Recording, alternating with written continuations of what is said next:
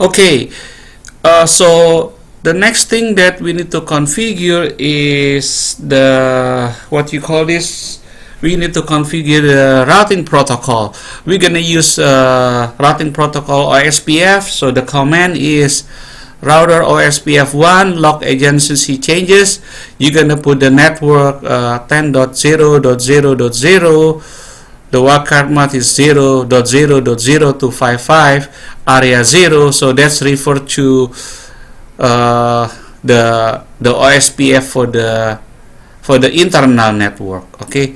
Then we're gonna do the other one, which is network 203.0.115.0 0.0.0.3 area 0. That refers to this one for this network. Okay, for this network.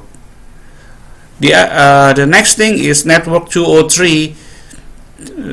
The network 203.0.113.0 wildcard mask 0.0.0.0.3 and areas 0. That refer to this network. So we create 3 network for the routing protocol in the router port 1. Okay, one for the fast Ethernet, and the other one for this, and the other one for that, so that we can advertise this routing protocol to the neighboring routers, which is port 3 and port 2.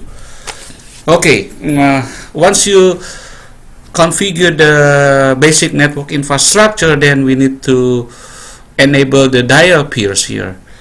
The dial peers is allow you to make a call outside your network. Okay, so this is the command. Okay, so alright, if you do not configure the dial peer, then the phone can only configure within their own port. So if you want to call outside your network, you need to set up a dial peer. Okay, the command is dial peer voice 1 VoIP. Destination pattern is 20 ... Session target IP version 4 203.0.113.2. This is referred to the next hop IP address, which is in this one, router port number 2. On the destination pattern, you also can type 2 ... There are 3 dots. Okay, because we only set up for small to medium sized company. 20 ... That means you can dial 2001, 2002, 2003. Okay, so I personally like to put 2 ... So you can use the last 3 digit numbers to call anywhere. Okay, you have more phone to calls. If you put 20 ... then you can dial up to 100 extension. But if you put 2 ... there are 3 dots, you can dial up to 1000 numbers. Alright, then you need to configure another one, which is dial peer 3. Okay, this one I don't think you need this. Dial peer voice 2, you don't need that because this is for this one. So we need to set up a dial peer voice 3, which is dial peer voice 3 VoIP and destination pattern 30 ... Again, I can just put destination pattern 3 ... There are 3 dots, so you can calls to 1000 number instead of 100 number. ... is like, this is unit, right? This is 10, 100, and you can dial, if you put just 3 ... you can dial up to 1000 extension. And the session target is, which is the next hop IP address for router to make a call to router 3 in the router 3 network. So the session target IP version 4 is 203.0.115.1. Okay, that is the IP address. Alright, the next thing after you set up the dial peers, you need to enable the telephony service. The telephony service, basically you assign the ePhone to a directory numbers. Okay, telephony service maximum ePhone 5. That means you can have up to 5 e-phone. Okay, maximum DN 5, that means you can have 5 number, maximum 5. So if you want to have 10 e-phone, you put this maximum e-phone 10, and the maximum number you can have maybe 20 numbers if you like, maximum DN 10, because maybe in one e-phone you can have 2 extension like 1000 and 1001. Okay, then you're gonna put IP source address 10.15.0.1 port 2000. That is referred to Cisco Unified Call Manager Service. Okay, Cisco Call Manager Unified Express IP address. So since the CUCMExprees is located in this IP address, so you need to have this router IP address and port 2000. SIP server use port 5060, but Cisco Unified Call Manager Express, they use port 2000. Alright, this auto number, we don't need to assign this. If you want, we don't need this, we do not need to use this command because we don't want to auto assign them. So the next thing, we need to assign a number to the ePhone. So for example, ePhone DN1, ePhone 1, we're gonna give a number 1000, and then ePhone directory number 2, we're gonna give them a number 1001. So how do we assign it?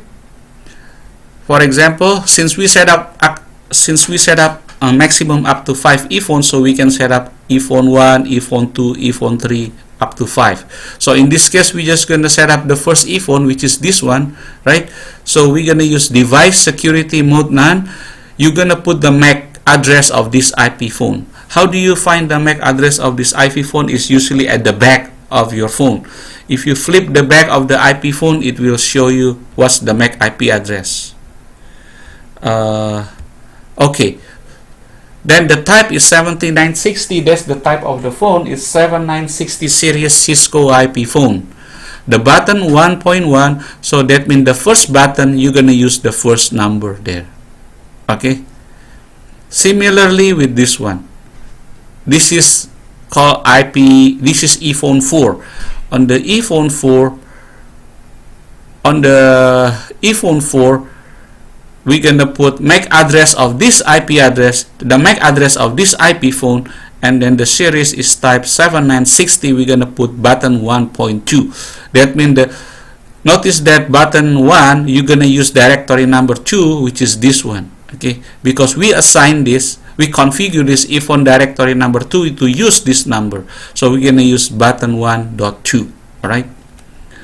So now, if you do all the configuration correctly, now we can test a call. For example, from here, 1000, we can call to 1001. Okay, there, ring out, right? How do I know that? It's over there, right? If I click there, it's gonna ring. You see that? It's ring. So I'm gonna hang up there. Okay, similarly I can do this one. I'm gonna close this, and then I'm gonna close the IP phone this, right?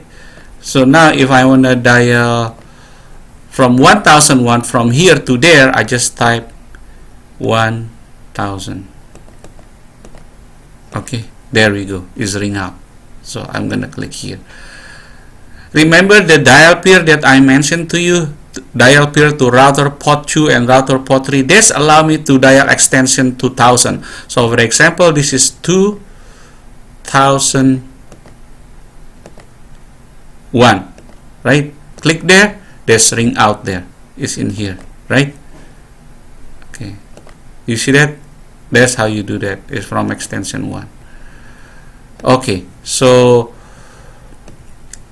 that is basically it on the information about the Cisco Unified Call Manager Express. Remember, Cisco Unified Call Manager Express is like a small version of the Enterprise Edition. Okay, thank you for watching, and hopefully this video is informative to you. Be sure you download this paper right, and learn the concept and the basic syntax for that. It's basically straightforward, but if you don't understand it, then you may not be able to do this exercise. Thank you very much.